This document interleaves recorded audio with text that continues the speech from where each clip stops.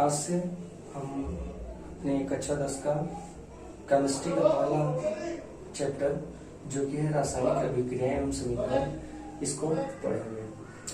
तो इस चैप्टर की शुरुआत करने से पहले कक्षा 9 की कुछ बेसिक जानकारियां हैं जो इस चैप्टर में बहुत ही अहम रोल निभाती हैं। पहले हम उनको जान लेते हैं, क्योंकि उनको जानने के बाद अगर हम इनको पढ़ेंगे तो हमको पढ़ने में भी मजा आएगा, कुछ समझ में भी आएगा। तो हम स्टार्ट करते हैं बिल्कुल बेसिक से। कक्षा 9 का लेते हैं तब हम कक्षा 10 का स्टार्ट करते हैं। तो रासायनिक अभिक्रिया, इसका पहला हेडिंग रासायनिक अभिक्रिया ही है, लेकिन रासायनिक अभिक्रिया को समझने से पहले हम कक्षा 9 में चलते हैं। तो कक्षा 9 में हमने पढ़ा था परिवर्तन के बारे में। परिवर्तन जिसको अंग्रेजी में बोलते हैं चेंजेस।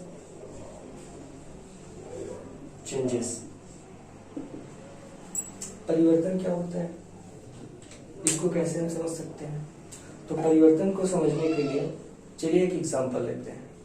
हम जब बाजार जाते हैं तो बाजार से अगर कोई चीज खरीद के लाए, जैसे एग्जांपल के लिए हम बाजार गए और बाजार से कील दीवार पे ठोका जाता है, उसको अगर हम खरीद के लेकर आए तो शुरू में देखें तो जो कील होता है बहुत चमकीला होता है, उसका चमक बरकरार रहता है। लेकिन अगर उसी कील को हम कुछ समय के लिए रख दें, ठीक है, तो कुछ समय के लिए रखने पर उसमें जंग लग जाता है, जिससे उसकी चमक खत्म हो जाती है, यानी उसके अंदर परिवर्तन आ जाता है।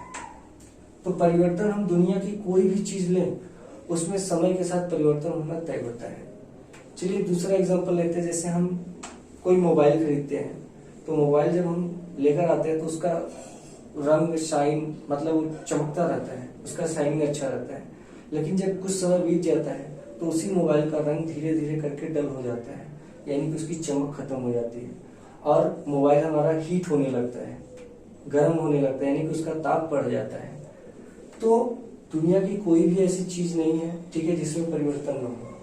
तो हर चीज में समय के साथ कुछ न कुछ परिवर्तन, बदलाव होता है, और इन्हीं परिवर्तनों को हम दो वर्गों में बांट सकते हैं।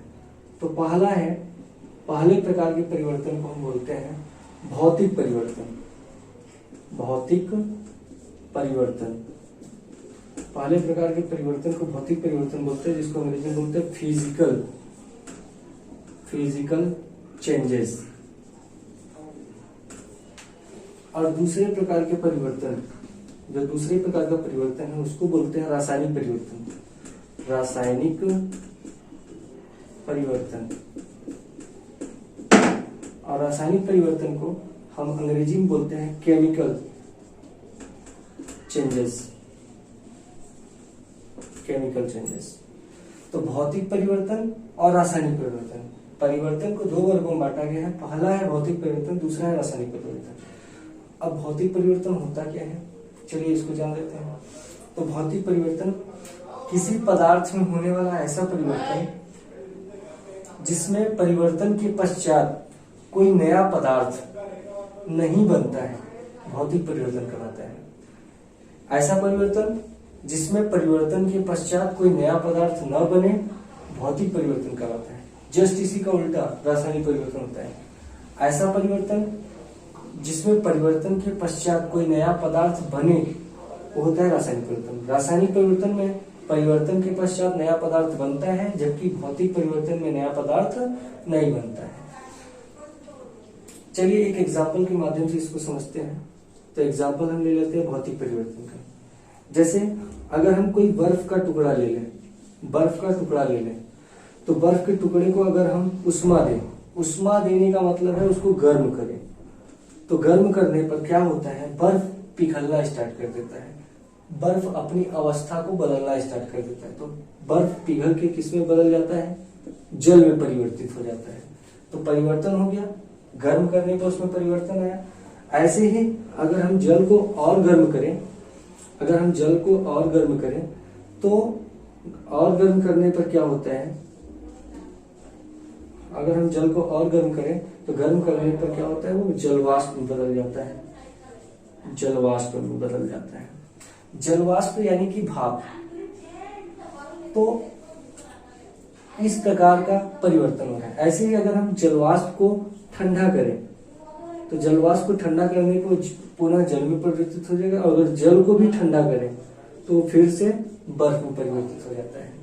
तो इस प्रकार से देखें तो इसमें देखो उष्मा देने पर परिवर्तन हो रहा है, यानी कि बर्फ के टुकड़े को अगर हम गर्म कर रहे हैं तो जल में बदल रहा है, फिर जल को गर्म कर रहे हैं तो जलवाष्प में बदल रहा है, ऐसे ही ठंडा कर रहे हैं तो ये इस प्रकार से परिवर्तन हो रहा है। लेकिन हर परिवर्तन में अगर हम देखें तो जल ही है, जलवाष्प में भी जल है, जल में भी जल है, बर्फ में भी जल है, यानी कि एक ही पदार्थ है, ठीक है, वो नया पदार्थ नहीं बन रहा है, बस उसी का अवस्था परिवर्तित हो जा रहा है।